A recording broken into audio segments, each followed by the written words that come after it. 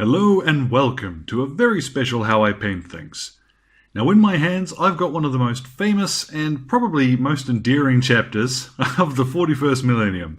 This is one of the Imperial Fists. Now these guys are awesome. And yellow has a reputation of being kind of tricky to paint. Now, as I'm always fond of saying, finished is better than perfect. And as you can see, this guy has a few little bits and pieces where it could probably be better, but on the whole, I think the miniature's pretty cool. Now, painting yellow is kind of like painting ultramarines. Everybody's got their own recipe and how they like to do things, whether it should be more orange or whether it should be sort of chalky finish or what have you. But what I'm going to do now is go ahead and show you how I got this result. Now, I won't cover things like painting in the other details, so the bolt gun, for example, faces and what have you. Those are all covered in other videos, and I recommend check out the dry brushing Marines video for a bit more on that. But as concerns yellow power armor, let's get a look now. So to start off with, I've got here my Imperial Yellow and some Agrax Earthshade. Now I've started from a Corax white undercoat because I'm going to enjoy, I think, the slightly brighter finish that'll give us overall. You could start from Avalanche Sunset, but that's much of a much, that's your choice there. At any rate, we'll give it a quick couple of coats of Imperial Yellow. This is quite a thin paint, so you will probably need to give it 2 coats, maybe even a third in some places, but we'll see how it pans out. Then we're going to hit it with a wash, and once that's finished and dried off, we're going to go back and we'll actually dry brush over it again with Imperial Yellow, and that'll brighten back up that yellow. Over the top of that then, you've got 2 choices. Either you can perform that sort of fake out edge highlight with a Tyrant Skull dry brush, or Hexus Pale Sun. Now between the two of them, I'm going to go for Tyrant Skull, which isn't quite as yellow, but I think it'll fit the overall tone a little bit better. We'll see when we get to it. You can use Hexus Pale Sun if you want to reintroduce a lot more yellow to the armor. At any rate, let's get started. We'll crack on with this Imperial Yellow. So get yourself a big old brush, water down your paint a little bit, and just start chucking on this Imperial Yellow. Like you'll see, it does still show through some of the Corax white underneath, so when that happens, we'll just come back in a few minutes, and we'll give it another blast of the same colour. Go around now, and as always, you don't need to be terribly careful about the other areas that we're going to paint later, because, hey, we're going to paint them with something else. Now here's how he looks after one coat. You can see still a little bit patchy in some places, particularly around the back, but let's leave him 10 minutes. We'll give him a second coat after that. Now with that second coat dry, I reckon we're good to go.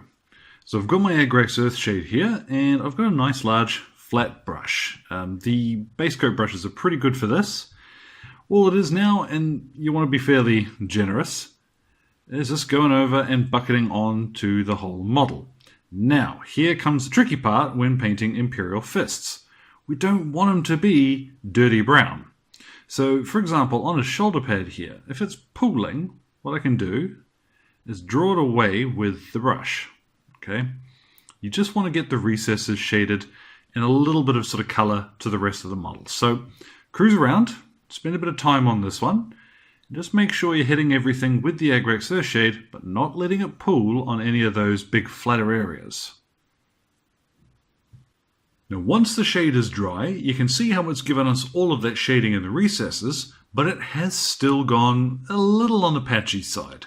Despite your best efforts, you'll find that Agrax Earthshade over a really light colour like this is always going to go a little bit patchy, and you'll get these sort of tide marks and pools on flat panels. But don't worry, because we're going to clean that up. Now, there are 2 ways you can do this. First of all, you can grab your Imperial Yellow, and you can get a layer brush and just start painting over the panels like you want to. But we're focused on doing things the easy way, so instead we're going to dry brush it. Let's flip them around to get a look at the backpack there. This is a good place to start.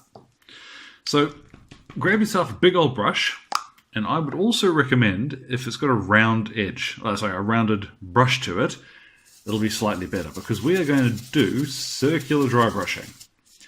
Like old Mr. Miyagi might say, not side side, round round.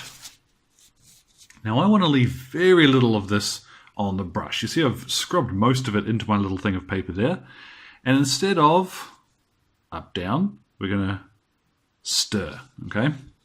Because I want to leave that nice deep shading. So on we go start applying this to the model.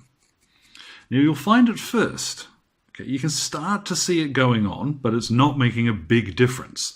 It's because we're putting so little of it on at a time, and it is a yellow shade. So it's going to take probably 2 or 3 passes.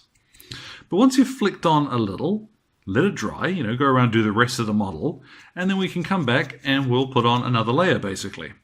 So I'm going to go ahead and do that now, and we'll see what we get when we come out to the other side. So there's our yellow after we've gone over it with the Imperial yellow a couple of times with the old dry brush. Now as you'll see, it's still not perfect. There are a few areas where it's still a little bit patchy, particularly equipment and stuff like that I'm going to paint over again anyway. But this is never going to be quite perfect, alright? So bear that in mind before you attack it this way, because you might find you're not a big fan of the style.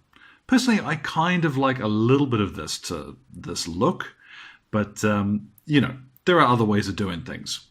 One quick note to point out is that if you want a slightly brighter, more sort of orangey look, try using Reichland Flesh Shade in place of the Agrax Earth Shade. That'll look pretty cool. At any rate, I've got here my Tyrant Skull on the old dry brush, and now I'm going to fake in and do that very edge highlight along all the areas where I want to make it look as though it's catching the light. So you don't need to get particularly generous with this. This works best if you kind of leave most of it untouched. But you can add as much or as little as you like. You see, it doesn't take much to start sort of blending together those 2 steps of yellow. So go around and any sort of hard edge or anywhere that you want to try and accentuate the shape of the armor, get in there with a little bit of Tyrant Skull now. So after a couple of quick passes with the Tyrant Skull, that's what we're left with. And I actually quite like that. I found the more I was putting it on, it looked better with slightly more on there. And it has done quite a bit to blend together those 2 areas of sort of the deeper yellow and that Imperial yellow that we put back over the top. Ultimately, I think it would have been nicer if I had been a little more careful putting the Agrax Earth Shade on, but that's up to you. When you're doing this, you can be as quick or as messy as you like. So what I'm going to do now is quickly block in all of those other details, and we'll see how the armor looks kind of when it's in context with everything. Now there we have just block colors after all of the armor. So everything is really just flat at the moment, but it goes to show how much of a difference context makes. So now what I'm going to do is go ahead and drop a wash on all of these, give him some highlights, and then finally his base. And there we have it, one finished Imperial Fist. Now aside from the actual armor itself, everything else is just a single base coat, a wash, and then a highlight. So it's all very easy to replicate. The important thing with this is making sure that the first coat of yellow is nice and even. So that will normally take 1 or 2 coats. And I just noticed, I missed a part of his shoulder pad. So of course I'd notice that now. Anyhow, the rest of the armor looks pretty good. So what I'm going to do now is blast him with a coat of Minotaur and Varnish, then get some photos.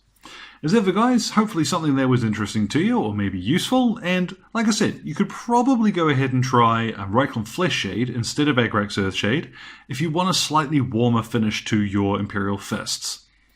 At any rate, thank you very much for your time. You guys enjoy the rest of your day.